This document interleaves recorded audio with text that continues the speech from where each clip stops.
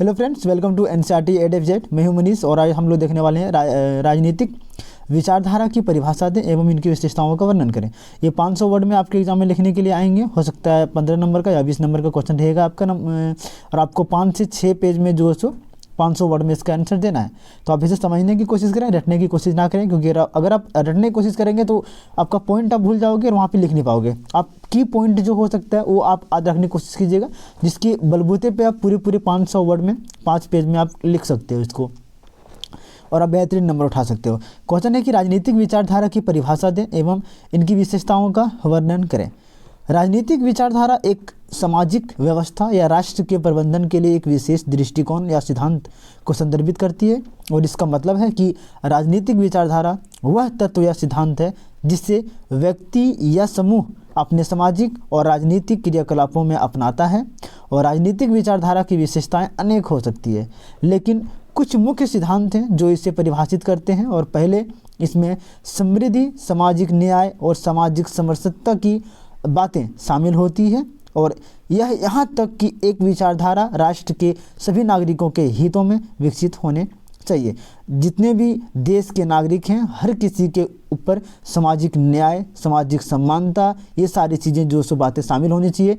किसी भी स्तर पर कोई भी प्रॉब्लम होने पे जो एक निच वर्ग के लोगों के लिए न्याय व्यवस्था होगा वही एक उस वर्ग के लिए होना चाहिए। अगर किसी ने मर्डर किया है तो दोनों का जो न्याय होगा, फांसी की सज़ा हो या कोई भी सज़ा हो, उन दोनों की सज़ाएं एक जैसा होना चाहिए, ना कि कोई जो अंतर होना चाहिए उसमें। समानता के रूप में ऐसा नहीं कि गरीब आदमी यहाँ पे जा सकता है, अमीर आदमी वहाँ पे नहीं जा सकता है। इस तरह का कोई भी भेदभाव राष्ट्र में नहीं होना चाहिए। नागरिकों के हित में विकसित होने चाहिए और नागरिकों को हित में रख करके जितने भी कानून व्यवस्था बनाए जाने चाहिए, चाहे वो सामाजिक न्याय को लेकर के हो, चाहे वो राजनीतिक न्याय को लेकर के हो, हर तरह का जो न्याय जनता के हित में होना चाहिए।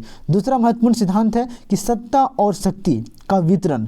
सत्ता और शक्ति का जो वितरण है, जिसमें सरकार को नागरिकों की रक्षा करने के लिए और उनकी आवश्यकताओं को पूरा करने के लिए सत्ता मिलती है, लेकिन यह शक्ति किसी एक व्यक्ति या समूह के हाथ में नहीं होनी चाहिए। तीसरा सिद्धांत है कि विचारधारा में विभिन्न सामाजिक और राजनीतिक समृद्धि के लिए सही और न्यायपूर्ण तरीके से सामंजस्य बनाए रखने का आह्वान करता है और यह आपसी समझ और सहयोग के माध्यम से समृद्धि की दिशा में जो सो काम करता है। चौथा सिद्धांत है कि राष्ट्र और समाज के विकास की प्राथमिकता, जिसमें सामाजिक और आर्थिक उन्नति से लेकर व्यक्ति की सशक्तिकरण तक कई पहलुओं को जो समाहित किया जाता है। इस प्रकार की राजनीतिक विचारधारा एक सामाजिक और राजनीतिक निर्देशक है जो समृद्धि, सामाजिक न्याय, सत्ता का न्यायपूर्ण वितरण और समाज और राष्ट्र के विकास के माध्यम से सुधार करने का प्रयास करता है। पांचवा महत्वपूर्ण सिद्धांत यह है कि सामाजिक मूल्यों और नैतिकता का समर्थन करना। राजनीतिक विचारधारा एक समृद्धि और स्थिति के लिए नहीं बल्कि सामाजिक, नैतिक और मूल्यों की प्रोत्साहन करने का भी प्रयास करती है और यह व्यक्ति और समूह को एक उच्चतम मानक की ओर प्रवृत्त करने के लिए प्रेरित करती है, जिससे समृद्धि केवल आर्थिक बल्कि नैतिक मानकों में भी हो सके।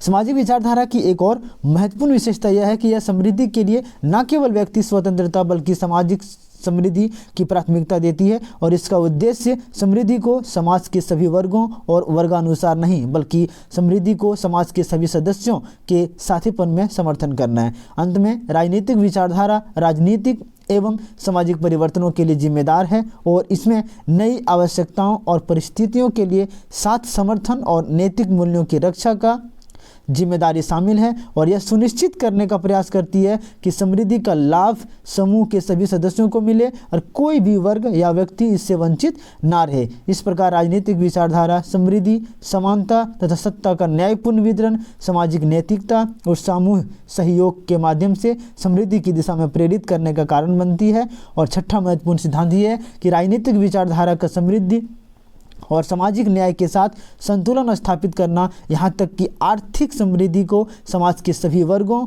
और क्षेत्रों में बांटने का भी प्रयास करती है ताकि समृद्धि समाज के सभी हिस्सों तक पहुँच सके। और इससे यह सुनिश्चित होता है कि कोई भी वर्ग या क्षेत्र विवेकशील रूप से समृद्धि का हिस्सा बन सकता है और कोई भी वर्ग या क्षेत्र इससे वंचित ना रहे।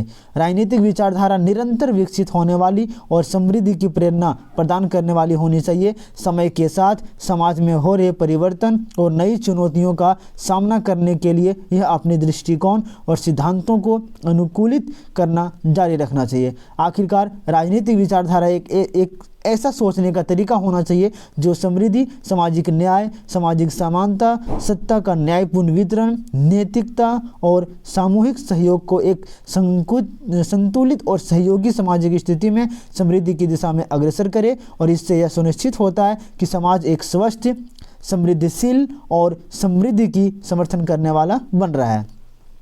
सातवां और अंतिम सिद्धांत, महत्वपूर्ण सिद्धांत है कि लोकतंत्र सामाजिक सहभागिता को प्रमोट करना। राजनीतिक विचारधारा को लोकतंत्र मॉडल के साथ मिलकर विचारण करना, जिससे सभी नागरिकों को सामाजिक, आर्थिक और राजनीतिक प्रक्रियाओं में सहभागिता मिले। और लोकतंत्र सिद्धांत के अनुसार शक्ति लोगों के हाथ में होती है और सरकार से उनकी सेवा के लिए है। इसके माध्यम से लोग अपनी राय व्यक्त कर सकते हैं, निर्वाचन में भाग ले सकते हैं, समाज में परिवर्तन का मांग कर सकते हैं, और यह भी सुनिश्चित करता है कि सरकार जनता की आवश्यकताओं के साथ संवाद करती रहे और समृद्धि के लिए उच्चतम स्तर की सामाजिक सहभागिता को प्रोत्साहन करती रहे। इस प्रकार लोकतंत्र और सामाजिक सहभागिता से युक्त राजनीतिक विचारधारा समृद्धि और समानता की दिशा में एक सकारात्मक परिवर्तन ला सकती है, और इससे समाज में सामंजस्य के, समानता और सबका साथ सबका विकास हो सकता है, जो एक सुशासित और समृद्धशील राष्ट्र की दिशा में बढ़ता है। आठवां और अंतिम महत्वपूर्ण सिद्धांत देख लेते हैं हम लोग। सविनय और समर्थन का प्रोत्साहन करना। राजनीतिक विचारधारा को समझने और उनमें सहमति नहीं होने पर भी सविनयपूर्ण और समर्थनीय वातावरण बनाए रखना महत्वपूर्ण होता है, और यह सुनिश्चित करता है कि विभिन्न विचारधाराओं और राजनीतिक दृष्टिकोण के बावजूद लोगों के बीच संवेदनशील और सहमति की भावना बनी रहे। सविनय और समर्थन को प्रोत्साहन करने से यह होता है कि विभिन्न विचारधाराएं एक दूसरे के साथ समझौता कर सकती है और समृद्धि के साथ साथ मिलकर काम कर सकती है। इससे राजनीतिक विचारधारा से उत्पन्न विभाजनों और समस्याओं का समाधान हो सकता है और समृद्धि की दिशा में सामूहिक प्रयासों को समर्थन मिल सकता है। इस प्रकार सविनय और समर्थन को प्रोत्साहन करना राजनीतिक विचारधारा को मजबूत और समर्पित बनाए रखने में मदद करता है, जिससे समृद्धि, सामाजिक न्याय, सामाजिक समानता की प्राप्ति हो सके। Thanks for watching. फिर मिलते हैं नेक्स्ट वीडियो में, तब तक के लिए धन्यवाद। अगर आप चैनल पे नए हैं और चैनल को सब्सक्राइब नहीं किए तो प्लीज़ आप चैनल को लाइक, शेयर और सब्सक्राइब कर दें। फिर मिलते हैं नेक्स्ट वीडियो में, तब तक के लिए धन्यवाद।